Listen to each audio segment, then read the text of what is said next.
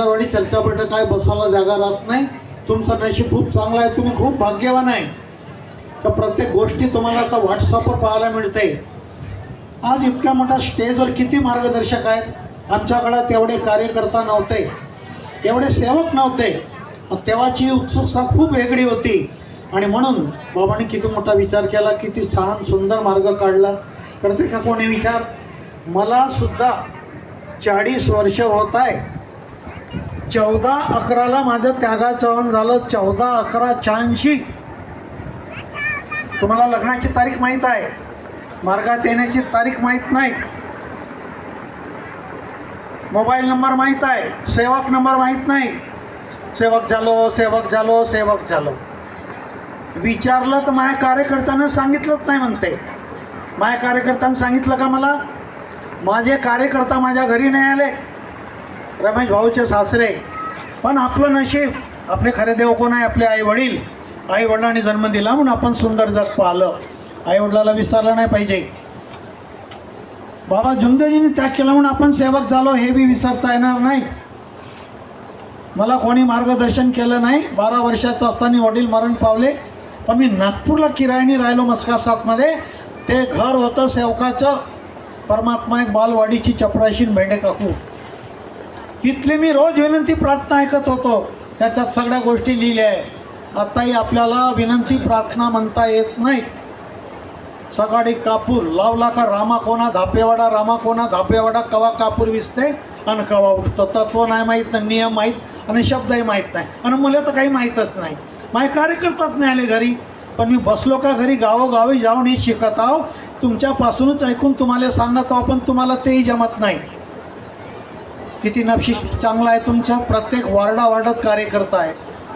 केवढे म्हणून सांगितलं, अरे मी कळमेश्वरवरून सायकलनी पिवळ्या नदीला चर्चा बैठकला येत होतो. आता तर बाजूला चर्चा बैठक राहीन तर फोन करावं लागते. येणं का?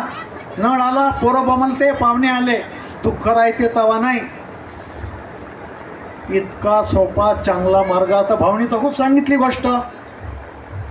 मला 40 वर्षात खूप लोकांनी ऑफर दिल्या, इकडे ये तिकडे, बिलकुल नाही.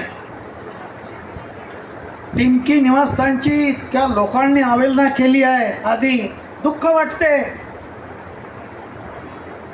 झटकले म्हणजे मग टिमकी. अरे आपल्याला बुद्धी आहे. बाबांनी त्याग केला म्हणून मी सेवक झालो. मला कोण कारपुत्र नव्हतं विचारत.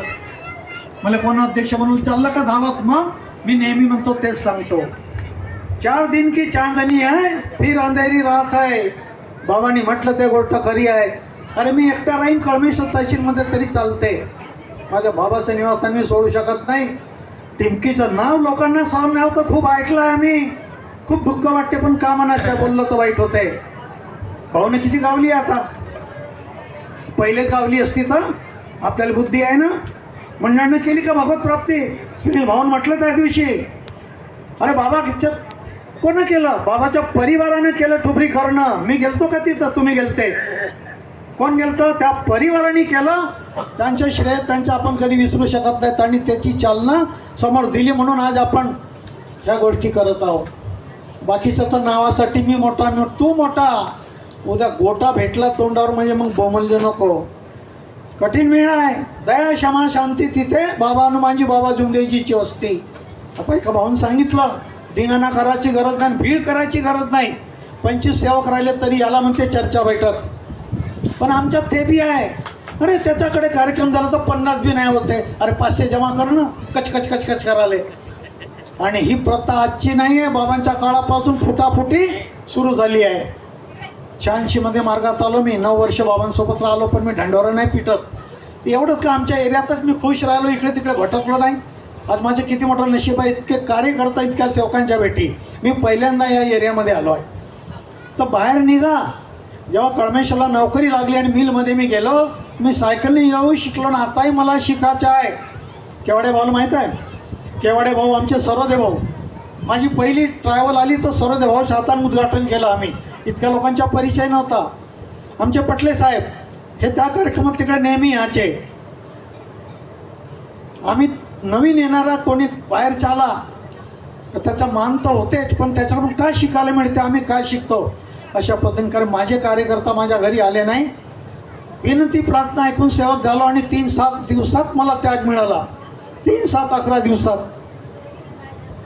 ऐका कोणी असं 3-7-11 दिवसात मला काही अडचण नव्हती, पण विनंती प्रार्थनेमध्ये सट्टा जुवा दारू लॉटरी बंद.